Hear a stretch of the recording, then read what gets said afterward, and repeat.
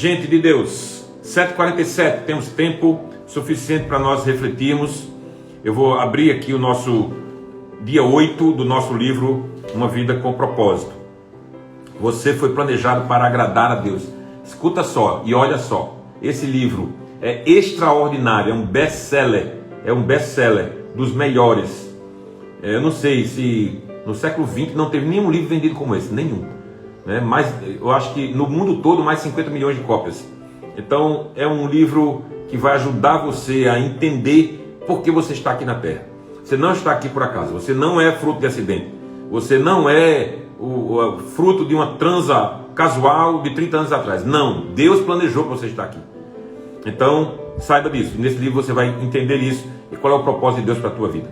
Então você que está agora também no YouTube, Anglicana Ressurreição, eu sou o Bispo Márcio Simões, tenho a alegria de trazer para você a cada manhã uma reflexão que pode ajudar você a seguir adiante na sua vida e com os propósitos para os quais Deus te trouxe a este mundo. Então nós estamos nessa campanha, 40 dias de propósitos, e ontem nós tratamos do segundo sermão. Você foi planejado para agradar a Deus. Vê só que coisa. Você foi planejado por Deus para agradá-lo. E aí isso pode parecer para alguns uma pretensão de Deus. Deus querer ser agradado, não é porque isso vai melhorar Deus ou piorar Deus se você deixar de agradá-lo, não. É porque Ele sabe que quando a gente adora Ele, quando a gente agrada Ele, a gente está melhorando. Porque quando a gente coloca Deus acima de todas as coisas, nós começamos a nos parecer com Ele. E nos parecer com Ele é o propósito de Deus. Então, que a gente pareça com Deus, esse é o propósito. Quando a gente se parece com Ele, a gente vive mais feliz, a gente se completa. Então, essa é a ideia. Então, é isso que a gente precisa entender. A leitura bíblica de ontem foi Efésios, capítulo 1, versos 3 a 6, que diz o seguinte: Bendito seja o Deus e Pai de nosso Senhor Jesus Cristo, que nos abençoou com todas as bênçãos espirituais. Olha só, todas as bênçãos, não falta nenhuma. Deus nos abençoou em Cristo com todas as bênçãos espirituais. Então a gente poderia falar muito sobre isso aqui, mas na verdade é o seguinte: qualquer coisa que aconteça na sua vida, na sua família, que vem de geração para geração, seja divórcio, seja aborto, seja porque você viu exemplos ruins na tua família, estanca em você, porque Cristo abençoou você com toda sorte de bênçãos espirituais. Estanca em você, não tem poder sobre você.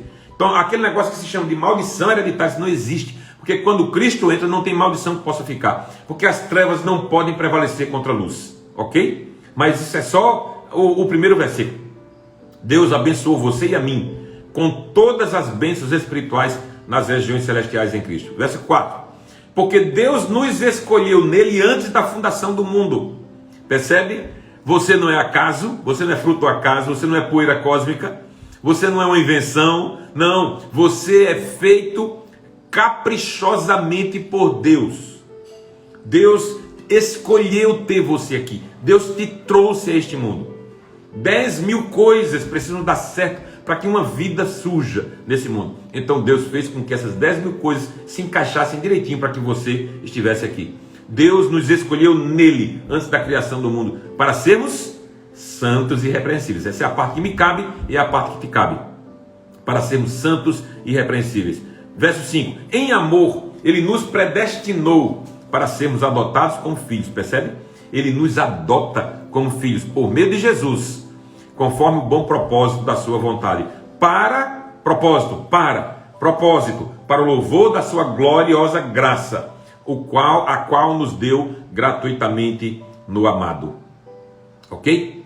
Então, esta é a palavra do Senhor, por ela nós damos graças a Deus.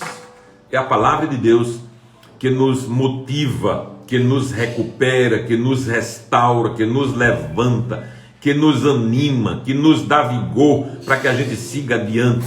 A palavra mesma diz assim: a fé vem pelo ouvir, e ouvir a palavra de Deus. Então você precisa todos os dias comer desse livro, beber dessa fonte, para que você possa se fortalecer. A palavra de Deus, ela é aquilo que traz para você o entendimento que Deus deseja te dar. Então, nós entendemos aqui por essa leitura que Deus nos fez com propósito. Deus não nos fez por acaso, nem é uma produção de uma fábrica que sai de qualquer jeito. Não, Deus nos fez com propósitos, propósitos nobres, dignos. Deus nos fez assim. Então eu quero trazer para você alguma coisa aqui do nosso livro, do dia 8, planejado para agradar a Deus. Ele começa citando Apocalipse 4:11, ele diz assim: tu criaste todas as coisas, e é para o teu agrado que elas existem e foram criadas. Olha só, tu criaste todas as coisas e é para o teu agrado que elas existem e foram criadas. Muito bem. Uma pedra, a pedra da Gávea, ou então uma cascata, Foz do Iguaçu, as cataratas do Niágara, tudo isso foi criado para a glória de Deus, para agradar a Deus. A beleza de uma vegetação, um rio caudaloso, os oceanos, as estrelas do céu, tudo isso foram feitos, foram criados para glorificar a Deus. Mas essas coisas criadas não podem, não têm pensamento, não têm raciocínio para dizer assim: obrigado Deus, você e eu temos. E percebe que o único ser criado, duas classes de seres criadas por Deus, que podem rejeitar, glorificar a Deus: os anjos e os seres humanos.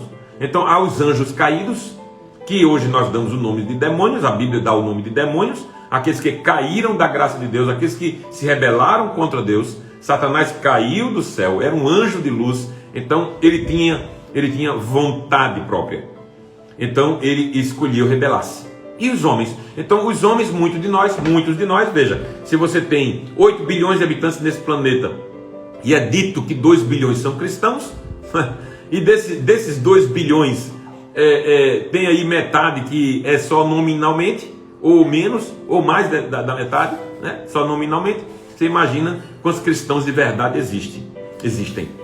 Então, essas pessoas que dizem não a Deus, muito embora às vezes se digam religiosas, estão dizendo não, estão dando as costas a Deus o tempo todo. Porque não adianta você ir na missa e comer um pedaço de hóstia, ou no culto e comer o pão, e voltar na segunda-feira e ser a mesma coisa que você sempre foi. Não adianta. Não adianta você ser um religioso. Não é ser religioso, é ter um relacionamento com Deus. Não adianta você cumprir aquilo que a igreja diz que você deva cumprir. Você tem que olhar para os mandamentos do Senhor. Amar a Deus sobre todas as coisas, é o primeiro deles. Amar o seu semelhante como a si mesmo. Tudo isso você faz? Tudo isso você faz? Ou você apenas acha que ir na igreja e comungar do pão e do vinho é suficiente para ser chamado cristão? Não é não, querido. Não é não. Deus não deu seu filho na cruz do Calvário, sofreu o que sofreu, para que você, a cada semana, fosse na igreja, na missa ou no culto, para comungar e achar que está tudo bem. Não foi assim. Deus te criou com um propósito. Ele quer que você o agrade. Então deixa eu te perguntar, na segunda-feira quando chega, que você vai para o trabalho, que você vai no seu escritório, que você tem pessoas para comandar, você as trata com respeito e com justiça? Porque o empregador tem dessas duas coisas que ele tem que fazer. Ele não precisa ser carinhoso, ele não precisa ser com mimimi com um empregado nenhum, não. Agora, justiça, pagar o que é devido, e respeito. E isso você tem que ter. Você faz assim? Então, se você trata o seu empregado com descaso, com indiferença, com grosseria, então você não está agradando a Deus. Se você é empregado e você trata o seu patrão com falsidade, se você leva um atestado falso, se você fica em casa por qualquer coisa e diz que estava doente, então você não está agradando a Deus. Entende? Entende que antes de pecar contra o ser humano, a gente peca contra Deus? Antes de ofender uma pessoa que a gente tem intenção de ofender, a gente está ofendendo a Deus? Davi, ele diz assim, o meu pecado está sempre diante de mim.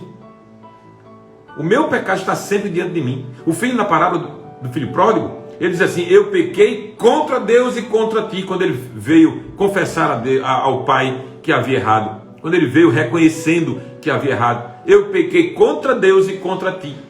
Percebe? Então, quando a gente peca contra o nosso semelhante, a gente primeiro está pecando contra Deus. Então, agradar a Deus, gente, agradar a Deus não é só ir para o culto no domingo e comer uma hóstia. Não é isso. Ou o pão na ceia das igrejas evangélicas. Não é isso. Agradar a Deus não é apenas chegar no culto, levantar os braços e chorar. Não é só isso, não. Isso aí é uma parte do culto. Isso é a parte que a gente coletivamente se junta. Agradar a Deus não é só isso. Agradar a Deus é uma vida que da segunda ao sábado mantém a mesma linha que você vê no domingo na igreja. E por quê? Porque você foi planejado para isso. Então, o salmista, no Salmo 149, 4, diz assim: o Senhor está contente com seu povo.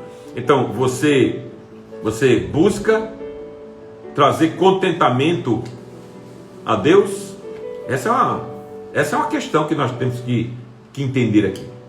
Dar prazer a Deus é o que se chama adorar. Ok? Então, assim, tirar essa concepção de que a adoração é apenas um momento do culto. Você levanta a mão, você se emociona, tudo isso é bom, eu gosto de fazer. Agora, não é só isso adorar a Deus. Dar prazer a Deus é o que se chama adorá-lo, certo? Então a gente precisa dar prazer a Deus, e aí a gente adora. Adoração é muito mais do que música. Adoração é muito mais do que um momento de louvor. Qualquer atitude que agrada a Deus é um ato de adoração. Então, se você atravessa alguém, se você, veja, num trânsito tão mal educado como o nosso, quando você para, por exemplo, para uma pessoa atravessar a rua, você está agradando a Deus. Sabe por quê? Porque você está respeitando o seu semelhante. Tem gente que entra dentro de um carro como se fosse um tanque de guerra. Não é. E ali ele está protegido de tudo, e ali é o espaço dele, e ele não dá vaga para ninguém, e é assim. Mas você está agradando a Deus quando você assim faz. Então, adorar é muito mais do que cantar. Muito mais. Adoração é muito mais do que música. Adoração é uma atitude que agrade a Deus. Eu estou pegando algumas coisas aqui do nosso capítulo 8, do dia 8. Adoração não é para benefício próprio, certo? Então você adora a Deus, mas indiretamente você é beneficiado, porque Deus sabe que você adorando a Ele, você se torna mais próximo da imagem e semelhança que Ele quer em você. E a adoração não é parte da sua vida, ela é a sua vida, é para ser a sua vida. A adoração não é apenas o momento estanque do culto, ou seja, você chega na igreja do culto e aperta o botão, puf, agora eu sou um adorador. Né? Aí quando você vai sair, pum, desliga, né? On e off, on e off. Você entra na igreja, on, sai da igreja, off, entra na igreja, on, sai da igreja, off. Não, não é isso não, querido, você não entendeu nada. Se você faz assim, você não entendeu nada. Então aquele sujeitinho que vai para a igreja e na segunda-feira está cantando as menininhas, e ele é casado, então ele não entendeu nada. Nada. Está perdendo seu tempo. Ir para a igreja nessa atitude, você está perdendo seu tempo. Não faça isso em nome de Jesus. Isso é o que eu chamo de diabo crente. Diabo crente é isso aí, que na igreja está lá, todo mundo vê uma bênção, mas quando chega lá na rua é uma desgraça. Com o perdão da palavra. Porque desgraça, embora pareça um palavrão, na verdade é a ausência total da graça. É isso aí. Então a pessoa que aparentemente mostra uma vida graciosa no culto, mas lá fora ele é aquilo que sempre foi, é uma desgraça. Essa é a verdade. Que a graça não está nele. Ele mostra que tem graça no domingo, mas de segunda a sábado ele é o que ele quer. Então, adorar a Deus não é parte da sua vida, não é o momento estanque do culto, mas é a sua vida, ok? Você foi planejado para agradar a Deus. Então, se você foi planejado para agradar a Deus, que tarefa simples você poderia começar a fazer como se fosse diretamente para Jesus? Que tarefa simples você poderia começar a fazer como se fosse diretamente para Jesus? Por exemplo, ligar para alguém que está, você sabe que necessita de uma palavra, enviar uma mensagem, ou visitar alguém, mesmo que seja mantendo as distâncias, ou levar um donativo no nosso abraço, ou diretamente a uma pessoa que você sabe que está com dificuldade. Assim, simples assim. E aí você vai agradar ao Senhor. E agradando ao Senhor, você vai se parecer mais com Jesus. Amém? Amém. Glória a Deus. Então, tudo o que foi criado por Ele e para Ele, incluindo você. Amém? Vamos orar? Obrigado, Jesus. Tua palavra não volta vazia. Nós queremos ser adoradores. E adorador é adorador toda a vida, em todo o tempo. Então, que nossas atitudes, nossos pensamentos, que tudo na nossa vida gire em torno da nossa predisposição em te adorar. E assim nos parecermos mais com o Senhor. Recebe a nossa gratidão pela tua graça sobre nós. Tua graça inaudita, que nos alcançou mesmo antes de nós termos sido gerados. Te oramos agradecidos por tudo isso em nome de Jesus, que vive e reina para sempre. Amém. Que a bênção do Deus Todo-Poderoso, o Pai, o Filho e o Espírito Santo repouse sobre cada um de nós e sobre toda a família de Deus espalhada pela terra, agora e para sempre. Amém. Amém, queridos. Beijo no coração, Deus te abençoe. Que essa segunda-feira seja de bênção para você, você buscando adorar o Senhor, agradá-lo, porque você foi planejado para isso. Amanhã, 7h30, estaremos aqui. Células hoje em toda a cidade acontecendo, procure a sua, não deixe de participar de uma. É muito importante que nós estejamos engajados em uma célula. É assim que nós somos igreja. Deus abençoe e até amanhã, 7h30 em ponto, na paz do Senhor Jesus.